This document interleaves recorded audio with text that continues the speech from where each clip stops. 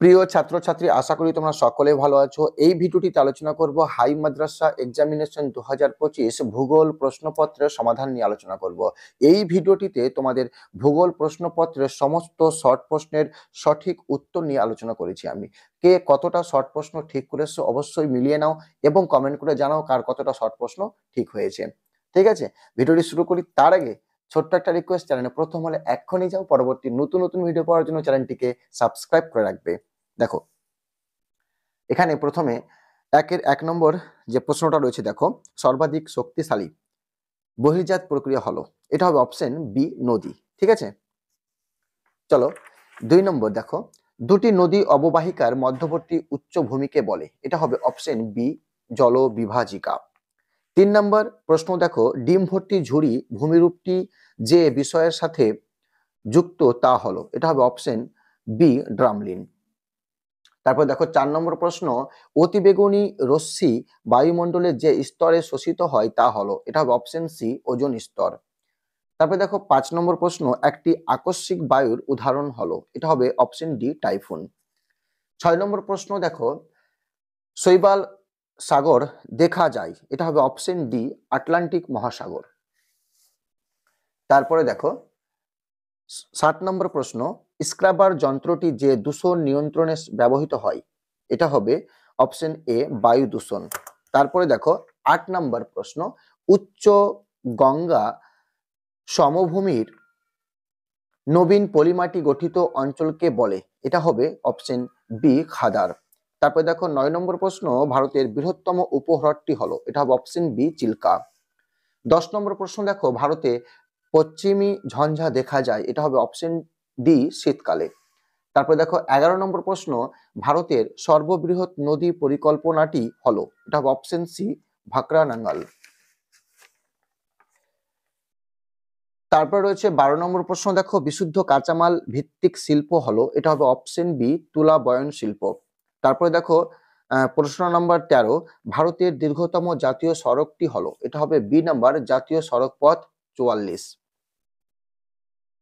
14 নম্বর প্রশ্ন, দেখো, উপগ্রহ চিত্রে বনভূমিকে যে রঙের দেখা যায়, এটা হবে অপশন বি সবুজ।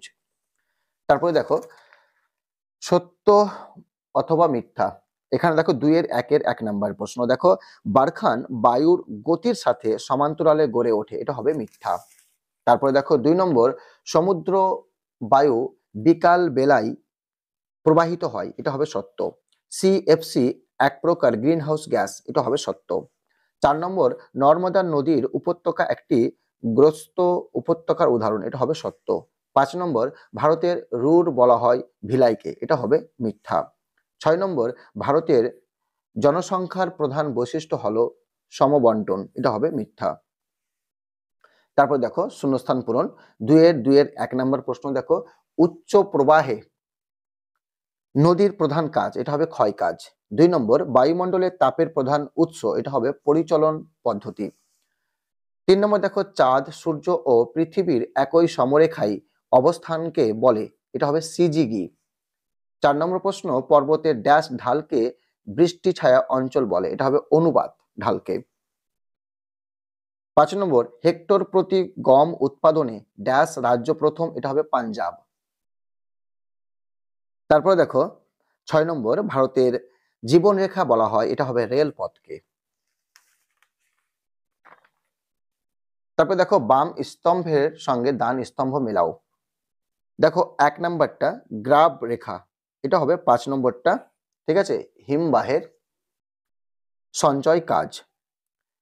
2 নম্বর 3R, এটা হবে 6 নম্বরটা বর্জ্য ব্যবস্থাপনা। 3 নম্বর ল্যাব্রাডর হ্রদ, এটা হবে 4 নম্বর আটলান্টিক মহাসাগর। 4 নম্বর মাজুলি, এটা হবে 7 নম্বরটা ব্রহ্মপুত্র নদী। ঠিক আছে, 5 নম্বর ইক্ষু গবেষণা কেন্দ্র, এটা হবে 3 নম্বরটা লখনৌ। 6 নম্বর দূর সংবেদন, এটা হবে 1 নম্বরটা রাদার। তারপরে দেখো 2-1 কথায় উত্তর দাও। 2-4-1 নম্বর প্রশ্ন, দেখো, নদীর আঁকাবাঁকা গতিপথকে কি বলে, এটা হবে মিয়েন্ডার। অথবা দিয়ে প্রশ্ন, দেখো, হিমালয়ের একটি পিরামিড চূড়ার নাম লেখো, এটা হবে নীলকণ্ঠ। 2 নম্বর, বায়ুমণ্ডলের কোন স্তরকে পৃথিবীর ছাতা বলা হয়? এটা হবে ওজোন স্তরকে। অথবা দিয়ে প্রশ্ন দেখো, পৃথিবীর কোন অঞ্চলে সারা বছর তাপমাত্রা বেশি থাকে? এটা হবে নিরক্ষীয় অঞ্চলে। 3 নম্বর প্রশ্ন দেখো, তোমার শ্রেণীকক্ষের একটি বর্জ্য পদার্থের উদাহরণ দাও। এটা হবে কাগজের টুকরো। অথবা দিয়ে প্রশ্ন দেখো, ভারতের কোন সংস্থা ভূবৈচিত্র্য সূচক মানচিত্র তৈরি করে? এটা হবে SOI, সার্ভে অফ ইন্ডিয়া। ঠিক আছে। তারপরে দেখো 4 নম্বর প্রশ্ন, দার্জিলিং হিমালয়ের সর্বোচ্চ শৃঙ্গ কোনটি? এটা হবে টাইগার হিল।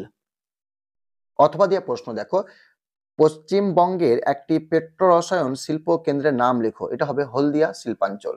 ঠিক আছে। তারপরে দেখো বিভাগ গ, এর প্রশ্নগুলো শুধু দেখে নাও, আমি উত্তরগুলো বলছি না।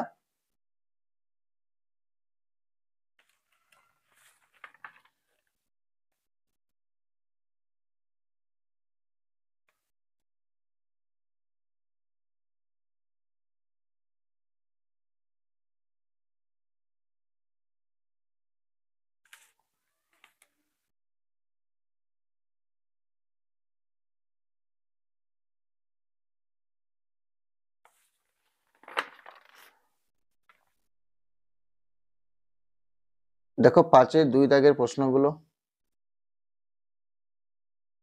তারপরে বিভাগ চ এর প্রশ্নগুলো দেখে নাও।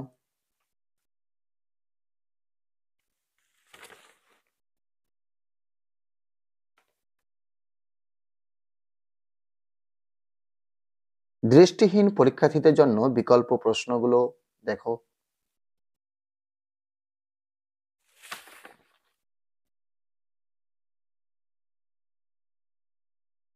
কেবলমাত্র বহিরাগত পরীক্ষার্থীদের জন্য যে প্রশ্নগুলো রয়েছে দেখে নাও।